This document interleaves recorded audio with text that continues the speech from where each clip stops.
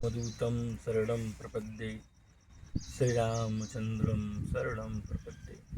जय श्री कृष्णा, राधा रानी की जय हो। जब से भाद्रपद महीना चढ़ा है से एक मैसेज आ रहा है कि भाद्र महीने की कुछ महिमा के बारे में आप बताएं या कुछ ऐसे वीडियोज डालें आप। एक मेरा आश्रम है, आप दिखाएंगे, आपको दिखाइए। एक ऐसा वृक्ष है जो इस गांव से भी पुराना है। ये ऐसा भी वृक्ष है, ये जो है वृक्ष आपको दिखाए हैं, बहुत मतलब बहुत दूर तक ये फैला हुआ है और ये इस गांव से भी पुराना है। और यहाँ पे एक कुटिया बना के लोग रहते हैं और बाद में हम लोग जो निवास करते हैं। तो भाद्रपद महीने के बारे में जो कि आप सब ने एक मैसेज किया, पूछा कि महाराज इसके बारे में कुछ बताइए, इतना प्रिय क्यों है। पहली बात तो मेरे लिए जो सबसे प्रिय इसलिए है कि मेरे इष्ट भगवान श्री कृष्ण का ये जन्मोत्सव आता है इसी महीने में, राधा रानी का जन्मोत्सव भी इसी महीने में आता है। और जो ये मेरे गणेश जी हैं, आप देख सकते हैं, जिनको मैं अपने पास हमेशा रखता हूँ। तो गणेश जी को जो समर्पित महीना है वो ये भाद्रपद महीना, इसीलिए मुझे अति प्रिय है। कुछ बात गुरुदेव कहते हैं कि अगर किसी को साधना करनी है तो इस महीने से वो शुरुआत करे। बहुत ही प्रिय है ये महीना, क्योंकि भगवान जो कि जो एक दूसरा मैसेज भी आ रहा था कि 7 चक्रों के बारे में कुछ बताइए, तो कैसे जागृत करें, क्या करें, वो तो अलग विषय है, जो भी है उसके अधिकारी लोग उसकी बात करेंगे।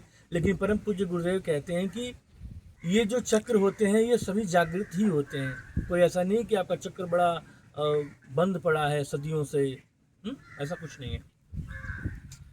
ये जागृत ही हैं। जैसे एक बच्चा होता है, जब वो पैदा होता है तो सारे अंग कार्य कर रहे होते हैं, पैर भी होता है, हाथ भी होता है, चलता भी है। मजे की बात ये है, मुख भी होता है, आँख भी होता है। लेकिन आप पैदा हो बच्चे से, आप तो कह नहीं सकते कि भैया जाइए एक गिलास पानी लेकर आइए, ऐसा तो आप कहेंगे नहीं।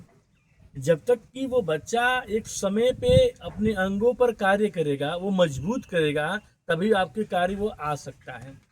चक्रों के बारे में भी ऐसा ही, वो जागृत तो है लेकिन वह बलिष्ठ नहीं है, वही नवजात है। वो आपने उस पर कभी कार्य ही नहीं किया, इसीलिए वो बलिष्ठ नहीं हो पाए, इसीलिए वो आपके कार्य में सहयोग नहीं कर पा रहे हैं।